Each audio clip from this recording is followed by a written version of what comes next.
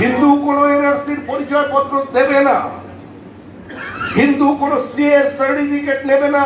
এনআরসির জন্য হিন্দু কোনো পরিচয়পত্র দেবে না, ফলত হিন্দুরা কোনো সিএ এর সার্টিফিকেটও নেবে না। সরাসরি গিয়ে বলবে আমি হিন্দু। পরিস্থিতির বাধ্যবাধকতার জন্য বাংলাদেশে আমি থাকতে পারিনি।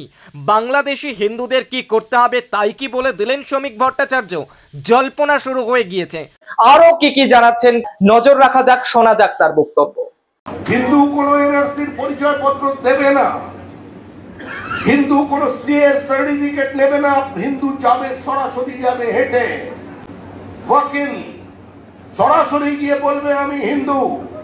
পরিস্থিতির বাধ্যবাধকতায় আমি বাংলাদেশে থাকতে পারিনি, আজকে তার জন্য আমি এখানে এসেছি। আজকে তার জন্য আমি বাংলাদেশ থেকে এদেশে এসেছি। আমার কাছে বাংলাদেশের কোনো রসিদ নেই, আমার কাছে বাংলাদেশের কোনো মার্কশিট নেই, বাংলাদেশের কোনো বাসের টিকিটও নেই আমার কাছে, কারণ আমি হিন্দু। আমার এই দেশ থেকে তুমি আমাদেরকে তাড়িয়েছো।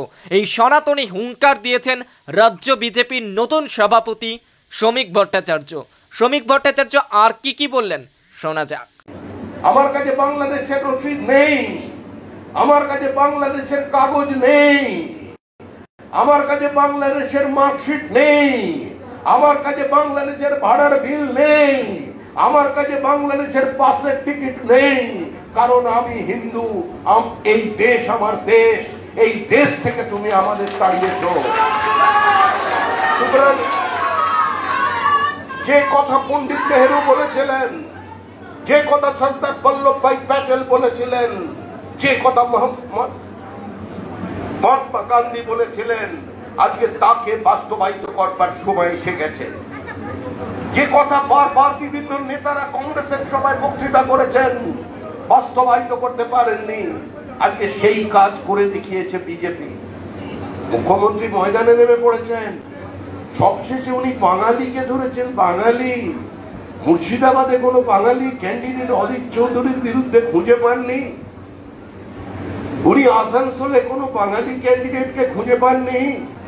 আর বহিরাগতদের নিয়েছে, কারা প্রার্থী করছেন পশ্চিমবঙ্গের বিধানসভায়, কারা প্রার্থী করছেন লোকসভায়।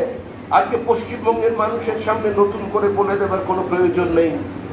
বঞ্চিত উত্তরবঙ্গ, অবহেলিত উত্তরবঙ্গ, পিছিয়ে পড়া উত্তরবঙ্গ, উত্তরবঙ্গের উন্নয়ন চাই, উত্তরবঙ্গের আর্থ সামাজিক অবস্থার পরিবর্তন চাই, উত্তরবঙ্গে পর্যটন শিল্পের মধ্যে বৈপ্লবিক পরিবর্তন চাই। মুখ্যমন্ত্রী বক্তব্য রেখেছিলেন 2011 সালে। উনি এলেন, উত্তরকন্যা তৈরি করলেন। ওনার নামগুলো খুব সুন্দর, কারণ আমাদের মুখ্যমন্ত্রী তো কোনো সাধারণ মুখ্যমন্ত্রী নন। আমাদের মুখ্যমন্ত্রী কবি, আমাদের মুখ্যমন্ত্রী চিত্রকার, আমাদের মুখ্যমন্ত্রী গীতিকার, আমাদের মুখ্যমন্ত্রী সাহিত্যকার, আমাদের মুখ্যমন্ত্রী বিকেলে ভোরের ফুল ফুটিয়ে দিতে পারেন, আমাদের মুখ্যমন্ত্রী তবলা থেকে জনতরঙ্গের আওয়াজ বার করে দিতে পারেন, আমাদের মুখ্যমন্ত্রী সেতার বাজিয়ে আওয়াজ শুনিয়ে দিতে পারেন।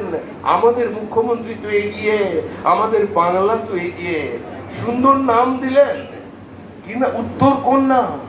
উত্তরকন্যায় আপনারা যাবেন, আর কুচবিহারের মানুষকে, জলপাইগুড়ির মানুষকে, শিলিগুড়ির মানুষকে, ওদিকে দিনাজপুরের মানুষকে, মালদার মানুষকে আর এদিক ওদিকে যেতে হবে না, রাত জেগে কলকাতায় ট্রাভেল করতে হবে না। আপনারা সরাসরি আসবেন, উত্তরকন্যায় আসবেন। ওখানে মন্ত্রী থাকবে, ওখানে সচিব থাকবে, আপনাদের জন্য ফুলের মালা উত্তরীয় নিয়ে বসে থাকবে।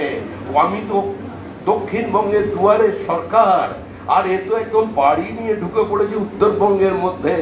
যত টাকা আসে তার সপ্তাধিক বেশি খরচা হয়েছে একবার, 41% টাকা। বাদ বাকি 21 থেকে 24% টাকার বেশি কোনোদিন উত্তরকন্যায় খরচা করতে পারেনি উত্তরবঙ্গ উন্নয়নে। সমস্ত টাকা সাইফন অবয়ে চলে যাচ্ছে অন্যদিকে।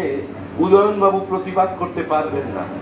উদয়নবাবু তো বীর পুরুষ, ওনার মধ্যে তো বীর রসের আধিক্য আছে, ওনার মধ্যে তো আমরা রাবণকে দেখতে পাই।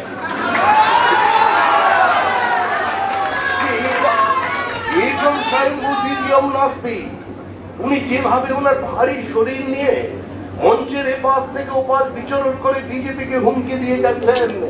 একবারের জন্য উদয়ন গুহ দাঁড়িয়ে বিধানসভায় বলেছেন, কোন রিল আপনারা পেয়েছেন যে উদয়ন গুহ বলছেন যে টাকা উত্তরকন্যায় পৌঁছচ্ছে, উত্তরবঙ্গের উন্নয়নের জন্য পৌঁছচ্ছে, আর কি সে টাকা সেখানে খরচা করা হচ্ছে না? তৃণমূল কংগ্রেস প্রকৃতির বিরুদ্ধে যুদ্ধ ঘোষণা করেছে। উত্তরবঙ্গের বিভিন্ন খরস্রোতা ছোট ছোট নদী গতিপথ পরিবর্তন করছে বোল্ডার তোলার কারণে। দুষ্প্রাপ্য অর্কিড, দুষ্প্রাপ্য ক্যাকটাস পাচার হয়ে গেছে বাইরে।